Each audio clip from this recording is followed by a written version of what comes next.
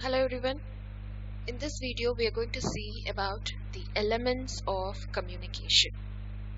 Communication is actually the term communication refers to the message conveyed from the sender to the receiver. It could be in the form of encoded, decoded with the help of one particular channel.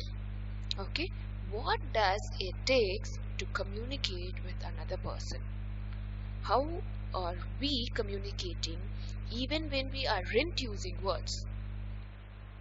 When you being studying this communication as a subject, you'll find that we communicate with much more than other words. In face-to-face communication, our words are only part of message. The balance of the message are in fact the large part of the messages that we are sending to other is made up of non-verbal communication, right?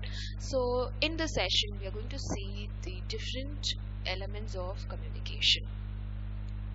First, if we see face-to-face communication, as Albert worked on the verbal and non-verbal communication in the year of 1960s, the early 1970s is still considered a valid model today. We actually based on his suppose that is non-verbal aspects are the communication, such as the tone of the voice or the non-verbal gestures communications are the great deal more than the words that are spoken. You also found that the people are more likely to believe your non-verbal communication than your verbal communication if the two are contradictory. In other words, you are mostly believable that the more effectively communications when all three elements, okay, so it could be of the face to face or the tone of voice or the verbal communication. Okay, so over half of the information which we send to others through non-verbal method only. Okay, so when I talk about face to face, it is like we will be communicating with three different levels. It is we have a tone, we have different tone of voice to communicate, which we have verbal communication, we have a posture, gestures, and the way we show our emotions, each and everything in your face which will be seen, right? So those non-verbal and verbal communication will be convert to the receiver, and that becomes the proper communication, right? The receiver will receive the overall, the complete package of the information which you are trying to convey. Okay, if the person is sad or if the person need console or anything which you need to communicate in a way. So then in the face-to-face communication, first one is the tone of voice, the way you are using. We use the responsible for about 30 to 40% of the message we are sending. If you are at the high tone, the level also varies when the type of emotions you are trying to communicate. If you want to communicate with the smaller audience, your voice will be low. If you are trying to communicate with the larger audience, your voice will be high, right? The same information can be varied from one person to another or the one form to another. When the emotion get mixed, it changes, right? So I didn't say that to uh, particularly for a statement. The same sentence can be have a multiple meaning depending on which word is emphasized. The emphasis on the particular word implies additional information than the word which you say. I didn't say he borrowed my book. I didn't say he borrowed my book. I didn't say he borrowed my book. So when I am trying to stress one word, okay, so I didn't say borrowed my book. So each and every word stressing on a particular statement, when I stress one word, the meaning of the statement also changes. Okay, then there's a body language. You can see in this image there are five different people sitting with different gestures. So, however, half of the messages that we are trying to send to other is non-verbal. It means that we receive more than the half what a person is communicating through subconscious or unconscious messages. They're sending through with their body language. It could be of the facial expression. You can see each and everyone has different facial expression.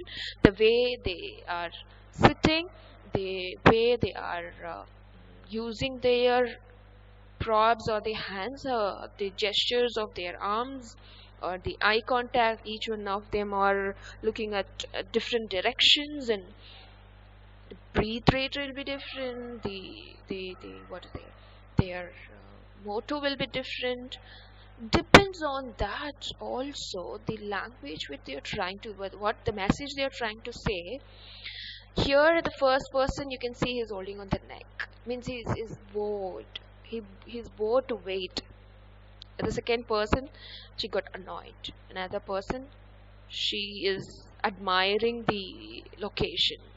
And the another person, he started looking at his mobile. He started changing his whole world. He's physically present there. Another person who is sitting with a proper gesture, he's thinking something else, or it's just my perception. Each one of perception may vary, right? So this is just an example. We recognize the person, what body language is telling us, right? So it's not what you say, it's how you say. It has the matter of most in relying your message. Okay, we can picturize a person, their behavior, just the way they are portraying them the first time. The body language is the useful tool that you can learn to use. Okay, so you can also use the tool as the baggage. So you can here see the verbal communication. Verbal communication has the vocal and non-vocal, that is spoken or written, or in the sign language, or this finger symbols, thumb and all this. Okay, so there are different types of verbal. Non-verbal, which we have seen, facial, body language, spacing, crying, giving out the emotions, right? So here is about the verbal communication. So verbal communication is the element in the message which we are trying to convey, that is face to face, or the old form, which is trying to choose to over the best advantage. You would definitely make the different impression if you goes during the form of the presentation which you do, right? So choosing our words carefully is the way to enhance our message. So we should remember that that is the most important part, where we should not neglect to pay attention to the non-verbal elements also.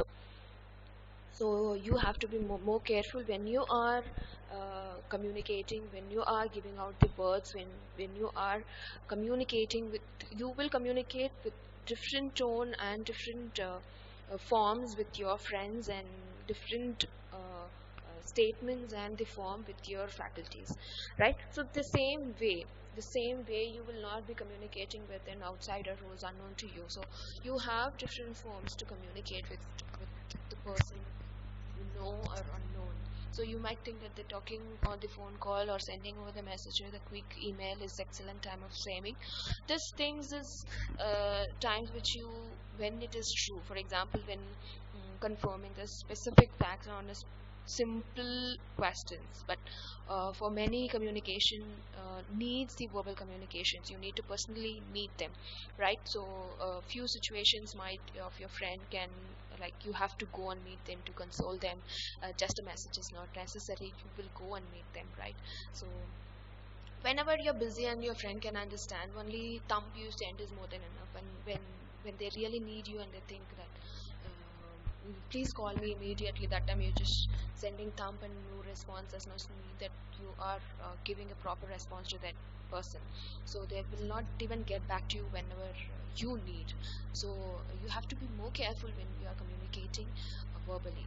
So physical communication is, although is a less used in the business scenario, there is one last element for the communication is that they use the regular basis, that is physical communications, that is giving a handshake or pat on something, say that good, excellent, and whatever job you have done is very good. And to clarify their point, imagine during the exercise on these shapes in their last sessions, like, but this time instead of words you have to give a handshake, just